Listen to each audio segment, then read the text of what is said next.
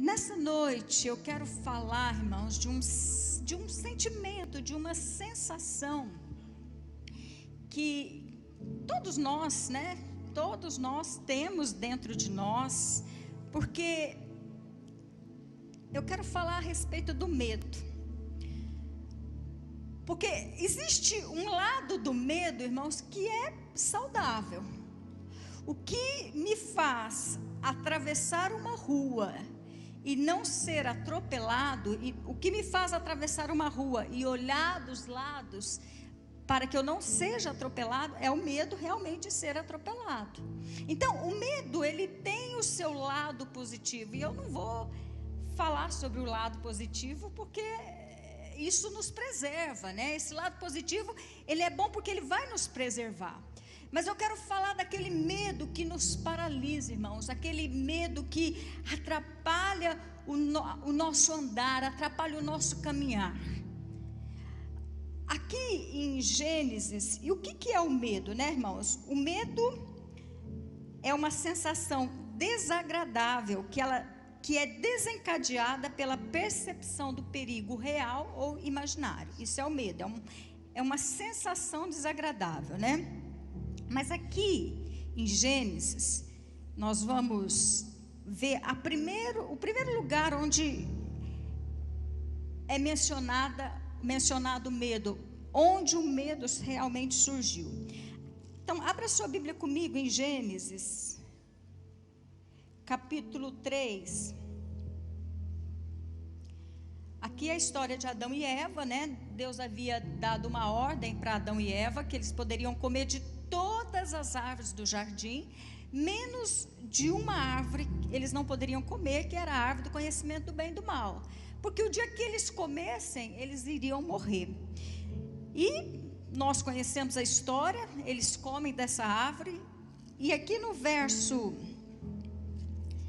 7 diz assim: depois que eles comeram, abriram-se então os olhos de ambos, e percebendo que estavam nus, coseram folhas de figueira e fizeram cintas para si. Quando ouviram a voz do Senhor Deus, que andava no jardim pela viração do dia, esconderam-se da presença do Senhor Deus, o homem e sua mulher, por entre as árvores do jardim. E chamou o Senhor Deus ao homem e lhe perguntou: onde estás? Ele respondeu: ouvi a tua voz no jardim, e porque estava nu, tive medo e me escondi. Até aqui. Vamos ler o 11. Perguntou-lhe Deus: quem te fez saber que estava nus? Comeste da árvore de que te ordenei que não comesse? Então, queridos, aqui é a primeira menção, aqui surge o medo. E nós vemos Adão, logo após eles comerem desse fruto, né? Os olhos deles foram abertos, eles tiveram a percepção da nudez. Queridos, Adão e Eva, desde que eles foram criados e desde o momento, porque quando a Bíblia fala da criação, dá a impressão assim, que Deus criou o homem num dia e no outro dia o homem caiu. A gente não sabe quanto tempo se passou, né? Desde a criação do homem até a queda. Mas, querido, para Deus já conhecia a nudez de Adão e Eva. Deus estava, vamos dizer assim, acostumado a ver a nudez de Adão e Eva. Para Deus, aquilo não era problema. Mas no dia que eles comeram, que eles perceberam, irmãos, entrou o medo. E o que eles fizeram? Qual foi a reação de Adão e Eva? Foi se esconder, foi correr da presença de Deus, foi fugir da presença de Deus, como se fosse possível, né, irmãos? Não tem possibilidade da gente se esconder de Deus. Em Salmo 139 fala: se eu subir no mais alto céu, Ele está. Se eu descer no mais profundo abismo, Ele está. Então não tem como a gente esconder de Deus. Então a primeira reação, a reação que eles tiveram foi de fugir de Deus. E quando Deus aparece, porque Deus todos os dias, irmãos, naquele momento, na viração do dia, Deus tinha um encontro com eles. E naquele dia, naquele momento do encontro, Deus aparece, né, ali.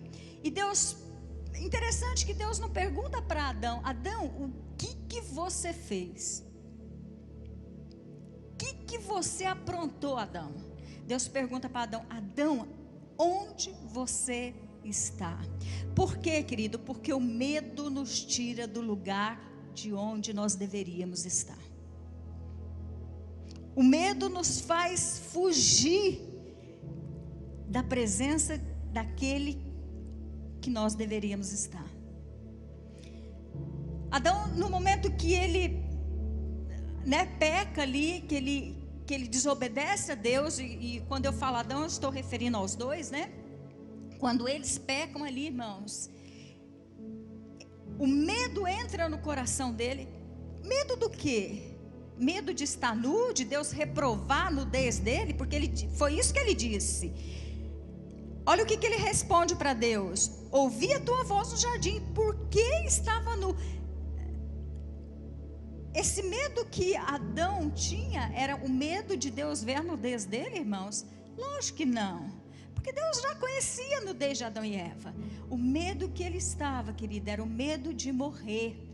Por quê? Porque Deus havia dito que o dia que eles comessem daquele fruto, eles iriam morrer. Então, o que eles fazem? Eles fogem, eles se escondem de Deus. E aqui, queridos, eles fazem, né? Eles fazem uma roupa lá, pegam uma figueira, né? Folhas de figueira, faz uma roupa, tenta esconder a sua nudez. E aqui, queridos, a gente vê a graça de Deus. Desde o início a gente vê a graça de Deus. Por quê?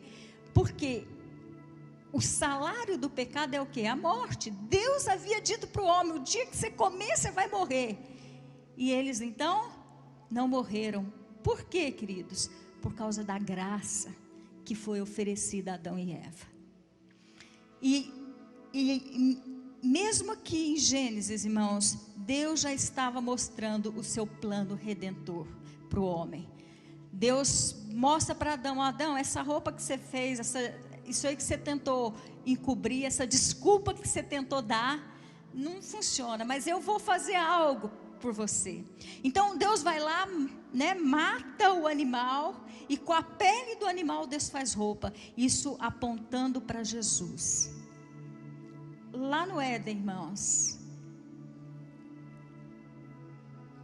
Jesus já estava sendo apontado, o nosso Salvador já estava sendo apontado, aquilo que Jesus ia fazer. Então a graça de Deus se manifestou aqui a Adão e Eva. Lógico que nós vimos aqui, nós sabemos a história, que houve consequências, né? O homem teve que trabalhar, a mulher teve dor de parto, houve consequências, mas a graça de Deus veio e o salvou da morte. Agora, queridos, Adão e Eva tentou se esconder de Deus, mas é impossível. E eles tiveram então que o quê? Encarar Deus. Sabe, irmãos, não tem como a gente esconder de Deus. Não tem como a gente fugir de Deus. Talvez a gente... Hoje de manhã eu estava aqui na adoração, naquele momento de louvor, e Deus começou a ministrar no meu coração que às vezes, irmãos, a gente tem medo de se entregar a Deus. A gente tem medo de mergulhar em Deus. A gente tem medo de ir mais fundo em Deus.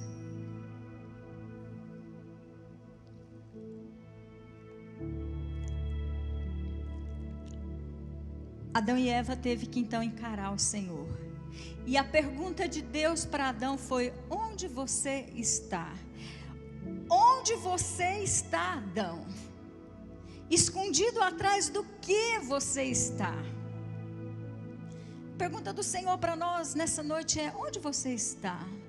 onde o medo de se lançar em Deus, o medo de se jogar em Deus, o medo de servir o Senhor, de encontrar com o Senhor, te colocou. Onde você está? Onde você está, querido, que você não está no lugar que você deveria estar? Eu sempre falo aqui que a nossa vida é uma jornada, né? Nós estamos numa jornada. E eu sempre uso esse palco como exemplo. Eu sempre digo assim, que a nossa vida teve um início e ela tem um fim. E durante esse início, esse fim, tem um percurso. Talvez você, querido, poderia estar, vamos dizer que talvez hoje você está aqui na sua caminhada. Mas aqui não é o lugar que você devia estar. Talvez você devia já estar aqui. Por quê? Porque muitas vezes, irmãos, nós deixamos o medo nos paralisar. Porque o medo faz com que nós nos escondemos do Senhor, que nós saiamos do lugar que nós devíamos estar, nós saímos daquele lugar que o Senhor tem para nós, irmãos. Depois nós vemos, e a Bíblia é cheia de exemplos de homens, né? E eu quero ver com vocês alguns exemplos. Depois nós vemos Moisés.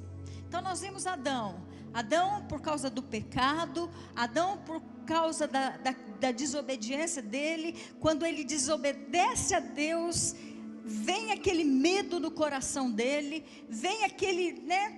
Ele foge, mas ele teve o quê? Ele teve que encarar Deus, encarar as consequências, mas a graça de Deus veio sobre ele, amém? Depois nós vemos, e Deus providenciou para Adão a cura, irmãos. Deus providenciou para Adão restauração. Adão ia morrer, mas Deus trouxe vida para Adão.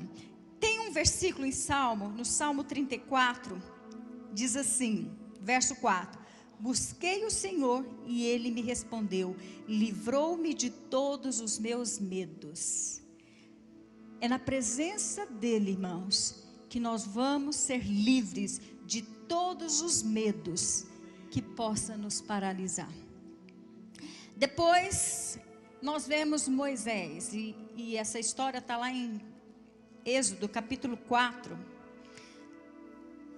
Nós não vamos ler toda a história, mas a gente sabe, irmãos, que o povo de Israel, eles estavam cativos no Egito, debaixo da servidão, e o povo clamou, Deus, então, Moisés nasce para ser o quê? Para se tornar o libertador daquele povo.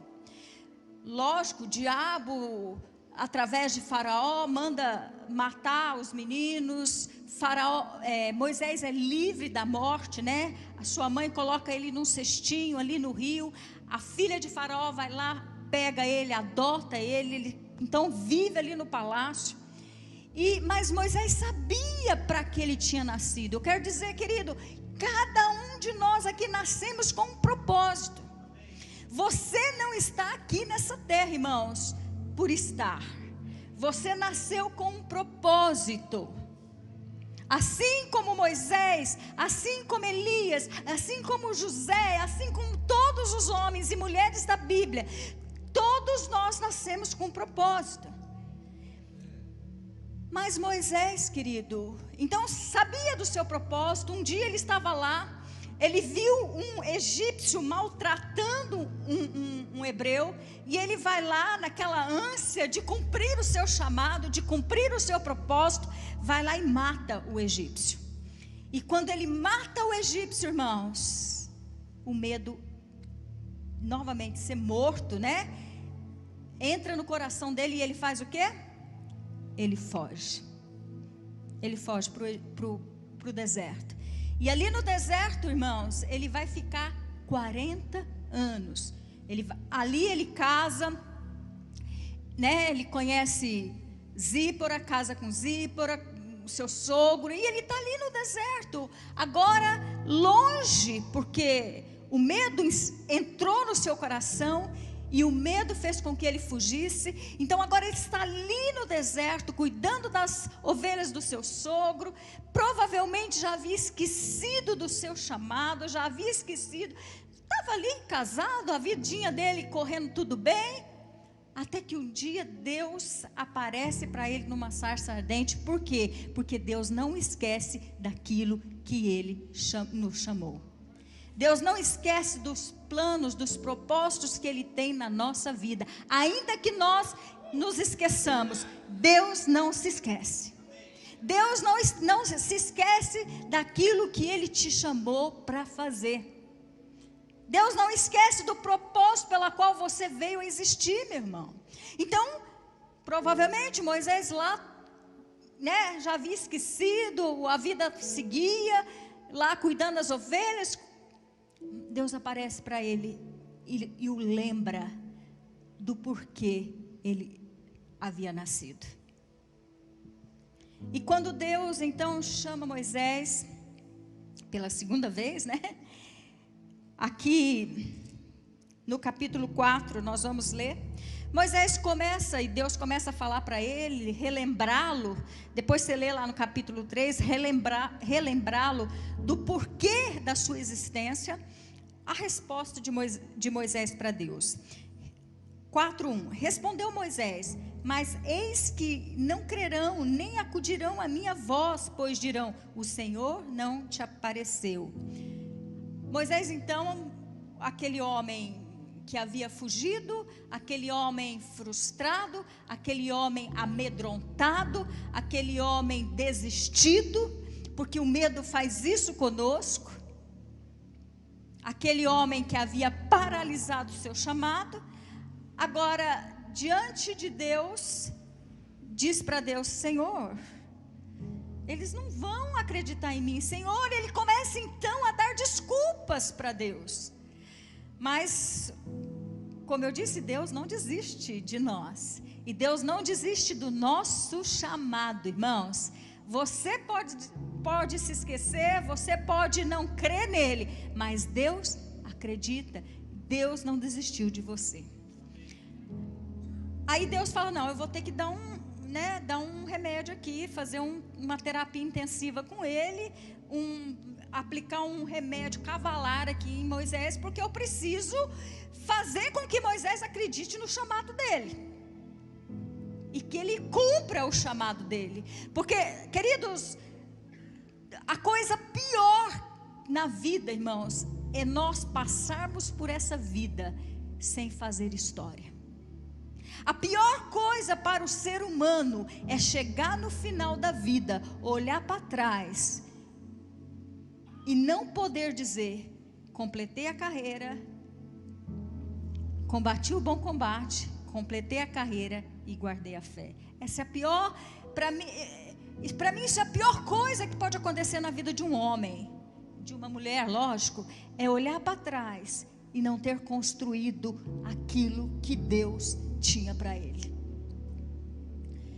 Então Deus começa a terapia intensiva aqui, né?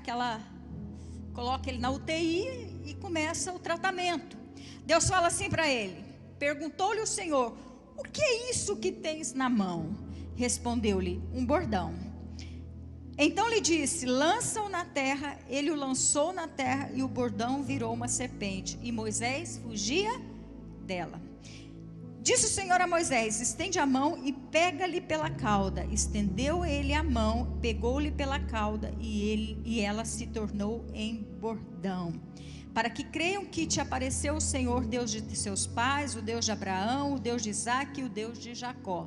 Então Deus começa o tratamento intensivo com Moisés. Deus fala para ele: Moisés, o que você tem na sua mão aí? Eu tenho aqui um cajado, uma vara, um bordão. Pega esse bordão e joga no chão. Moisés joga no chão, aquilo vira cobra. E qual foi a primeira reação de Moisés? fugir. Por quê? Porque o medo nos leva a fugir do nosso chamado. O medo nos faz fugir daquilo que Deus tem para nós, irmãos. Deus fala para Moisés: Moisés, agora você não vai fugir mais não. Você já fugiu uma vez, você está tentando fugir de novo, mas dessa vez você não vai fugir não. Eu vou te dar uma palavra: pega essa serpente pela cauda. Queridos, e aí parece que Deus é engraçado, né, irmãos? Deus parece assim que Ele fala umas coisas meio doidas, né? Como você vai pegar serpente? Irmão, se Deus falasse para mim pegar serpente, eu estava correndo até hoje, porque eu tenho medo. Cobra para mim é 10 metros de distância de mim. Agora, imagina você pegar uma serpente e pegá-la pela cauda, irmãos. É loucura. É pedir para ser o quê? Mordido. Sabe, irmãos, os nossos medos, eles precisam ser enfrentados. Nós precisamos parar de correr e de fugir. Está na hora de enfrentar os teus medos. Do que você tem medo? Medo do fracasso, querido? Moisés havia fracassado na primeira tentativa dele. Ele foi fracassado.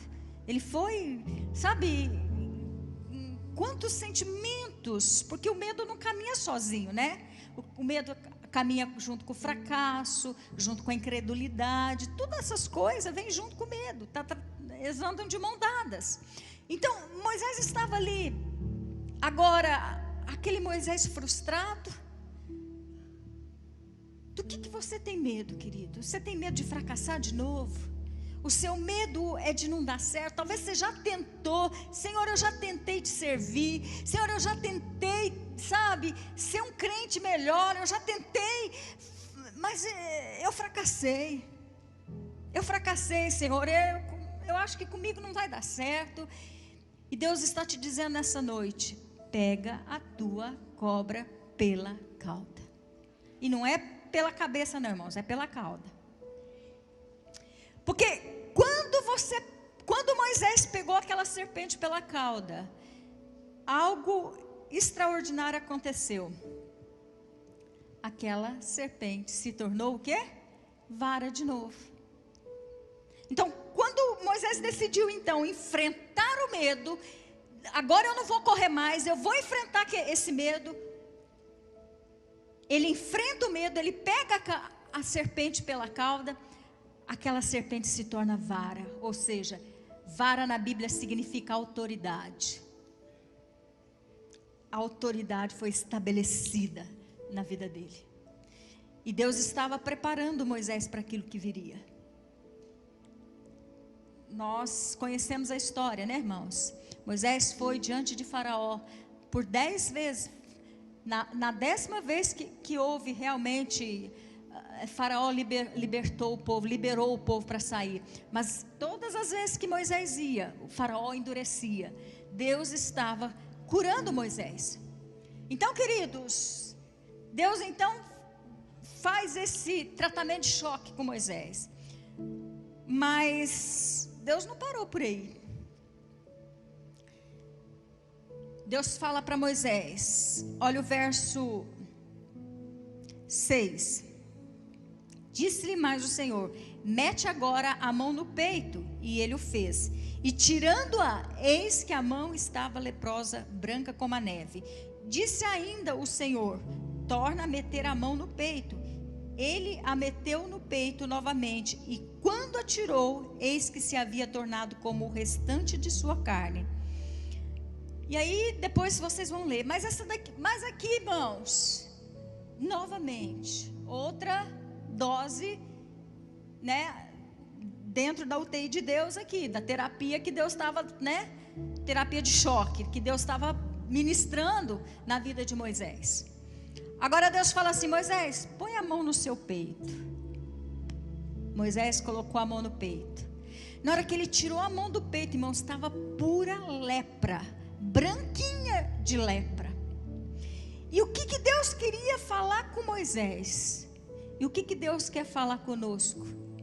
Deus quer nos ensinar, irmãos, porque o medo é algo da nossa alma. O medo faz parte, nasce da nossa alma, dos nossos sentimentos.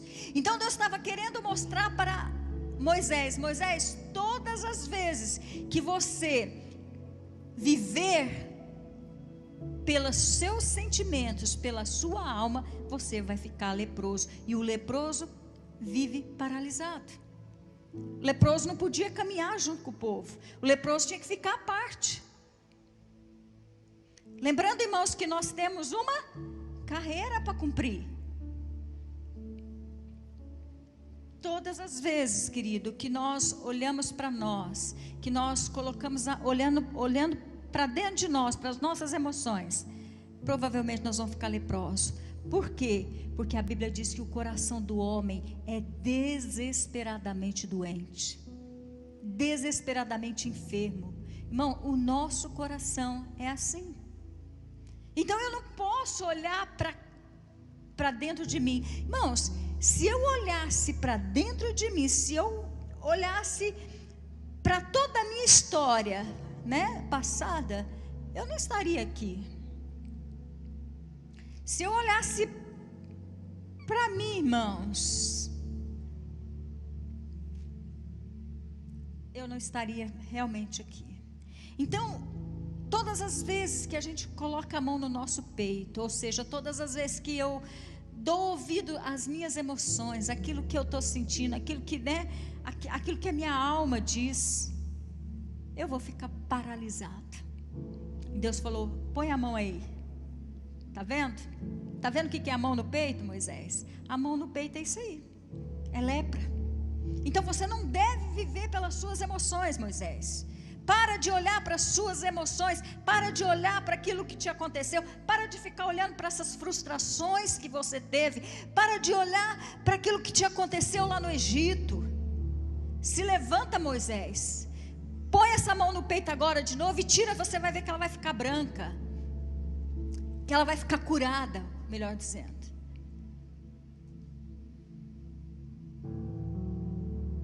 E depois, querido, aqui você vai ver, Moisés vai tentando falar para Deus: não, Deus. Por fim, irmãos, no verso 14 diz assim: então de tanto Moisés ficar dando desculpa, no verso 14 Deus diz assim: então se acendeu a ira do Senhor contra Moisés, porque Moisés começou a falar: Senhor, manda outro, Senhor. Não, eu não, porque eu não sei falar, eu não sou eloquente. Não, Senhor, eu sou gago. Não, Senhor, não. E tentando convencer a Deus, como se nós conseguíssemos convencer a Deus, irmãos. Deus não vai desistir do projeto dele para a sua vida. Não tem como convencer Deus disso. Você nunca vai conseguir convencer Deus de que ele está errado, irmãos. Deus não errou com relação a você. Não tem como.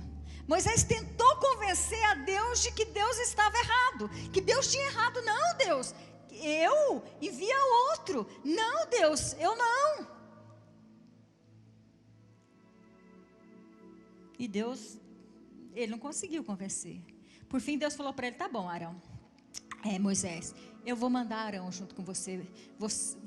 Arão vai ser sua boca, e você vai ser Deus para Arão. Você vai falar, eu falo com você e você fala com Arão.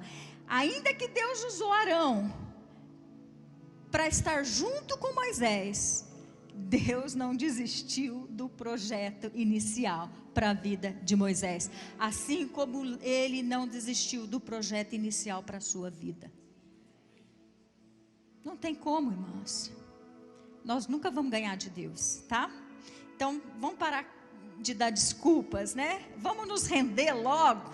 A gente fica aí brigando com Deus, dando desculpa, tentando convencer. E não vai dar certo, irmãos. A gente só está atrasando o plano de Deus. A gente só está atrasando a nossa vida. Porque no final, Ele vai vencer. No final, irmãos, Deus vai vencer. ok? E depois nós vemos a vida de Elias, o grande Elias, né? Nós não vamos ler para ganhar tempo. O Elias que havia acabado de matar os profetas de Baal, 430 profetas de Baal, e orou, o fogo caiu do céu, e aquela maravilha, aquele Pentecoste, aquele avivamento, né?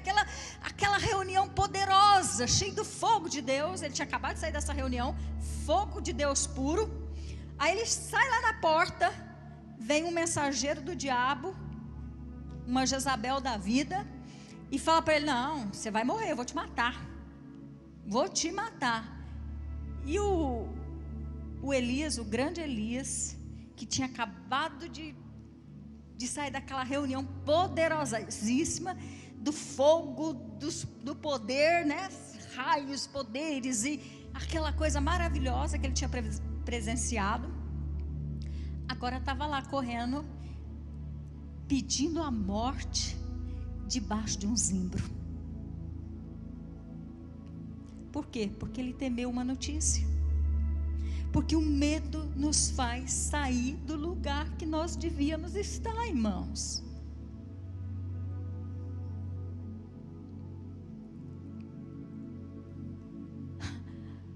Elias foi do céu para o inferno assim, irmãos, questão de minutos, por causa de uma palavra de Jezabel. Depois você vai ler a história, né? Deus envia e está lá debaixo do zimbro, pedindo a morte. Se eu quero morrer, eu quero morrer, eu quero morrer, né? Está lá pedindo a morte para Deus. Queria morrer coisa nenhuma, irmão, porque se ele tivesse realmente querendo morrer, ele tinha se entregado para Jezabel. Jezabel resolvia o problema dele. Queria morrer coisa nenhuma, estava com medo, irmãos. Aí Deus envia o anjo dá pão para ele, e depois você lê a história. Mas depois nós vemos Pedro, né? E eu vou encerrar com Pedro, aqui em Mateus capítulo 14,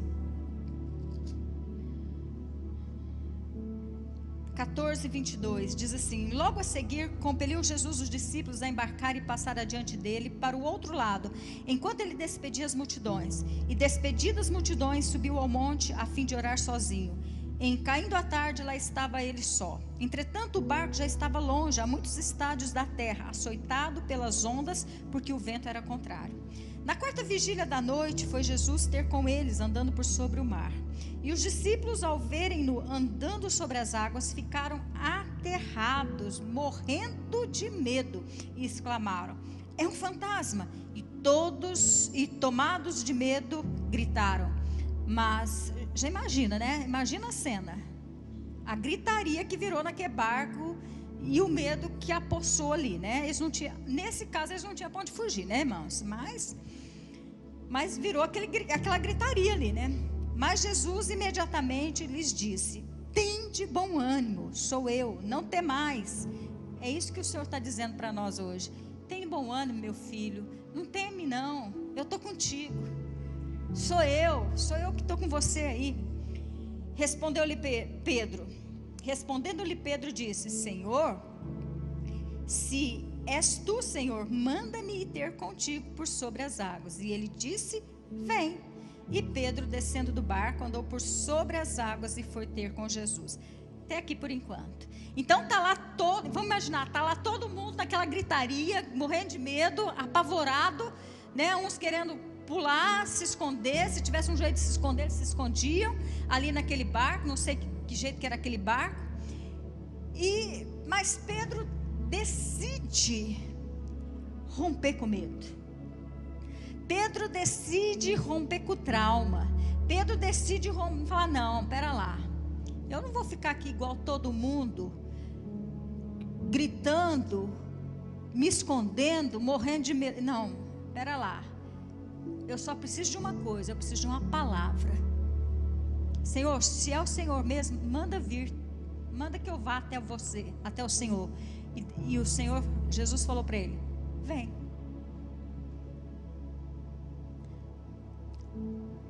Queridos, tudo que nós precisamos é de uma palavra.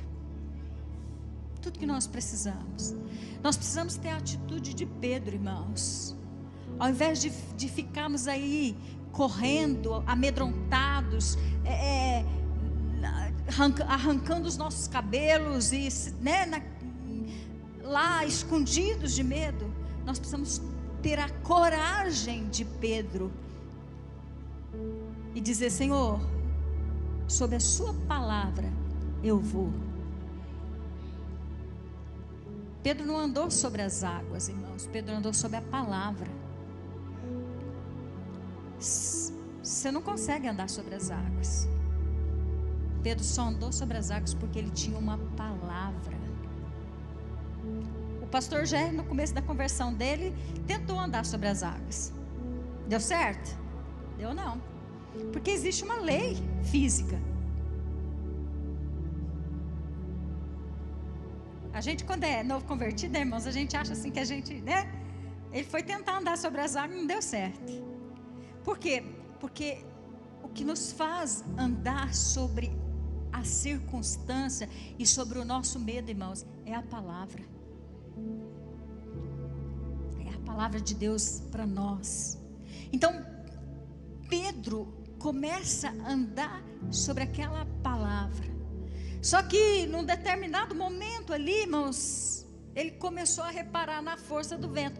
E, na verdade, irmãos, esses ventos, essa tempestade já estava acontecendo. Não aconteceu naquele momento. É que eles estavam, olha como que é o medo. Eles estavam com tanto medo do fantasma, de achar que aquele homem que estava andando sobre o mar lá era um fantasma, que eles se esqueceram até da tempestade que estava açoitando o vento, que nós vimos aqui no capítulo, no verso 24. Entretanto, o barco já estava longe, a muitos estados da terra, açoitados pelas ondas, porque o vento era contrário. O vento, a tempestade já estava acontecendo, mas o medo deles por aquele homem andando sobre as águas era tão grande que eles não repararam. Aí está lá Pedro andando sobre as águas, sobre a palavra de Deus, sobre a palavra de Deus. De repente ele olha. Deixa eu te dizer algo. Talvez, querido,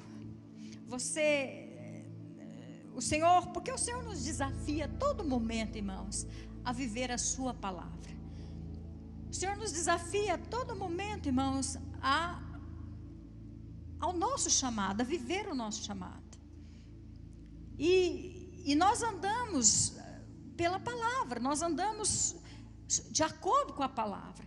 E o fato de nós andarmos de acordo com a palavra, estarmos lá andando, não, eu decidi romper com esse medo, eu desisti, não, eu vou mesmo, Deus tem algo para mim, eu vou me levantar, eu vou sair desse barco, eu não vou ficar igual todo mundo, morrendo de medo, eu vou dar um passo na minha vida. Não, agora eu vou mudar a minha vida.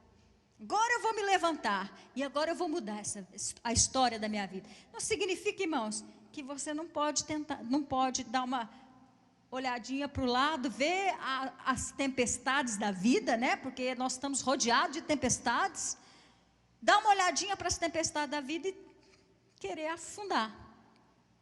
Se isso acontecer, meu irmão, e pode acontecer, o que eu tenho que fazer?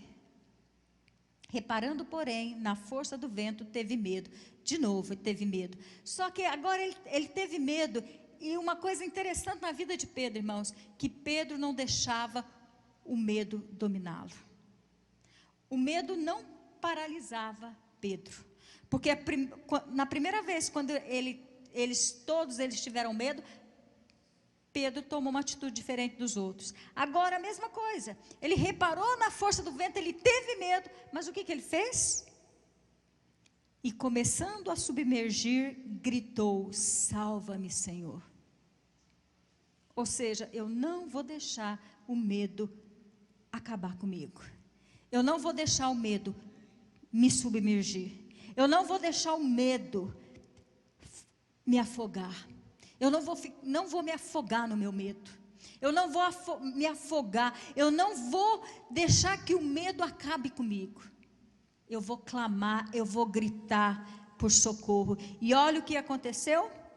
E prontamente Jesus, estendendo a mão, tomou e lhe disse: homem de pequena fé, por que duvidaste?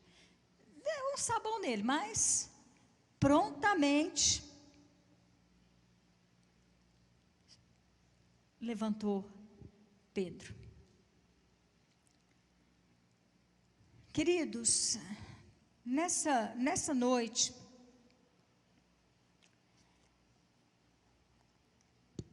a pergunta é: o que tem te paralisado?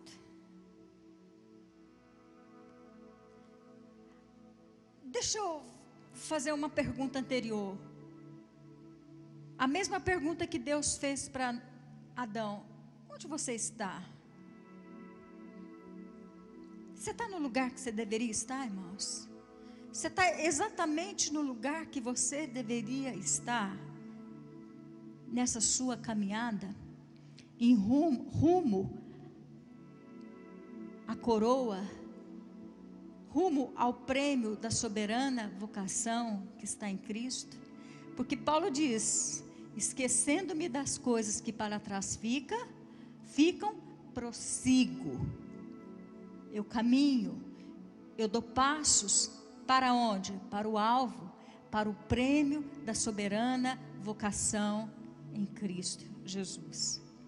Você está aonde você deveria estar, meu irmão?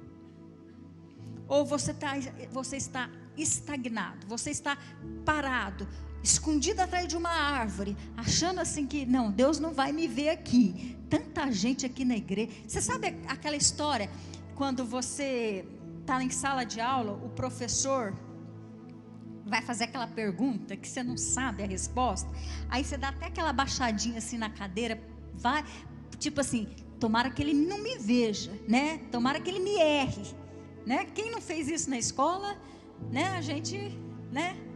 Então assim, será que você está assim, irmãos, tentando esconder de Deus, falando, tomara que ele me erre? O duro que ele não nos erra, irmãos. Ele não vai.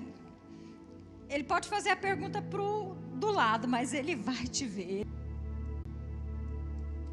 Ele não vai desistir de você. Assim como ele não desistiu de Moisés, irmãos, não desistiu de nenhum desses homens. Amém? Deus tem um propósito para a sua vida. Se você está aqui ainda, irmãos, se você não partiu dessa terra, é porque Deus ainda tem algo para você.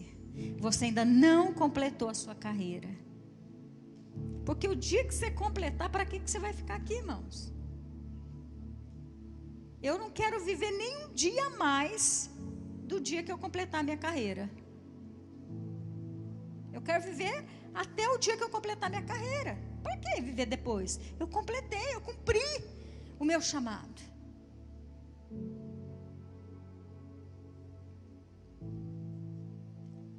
Amém, queridos?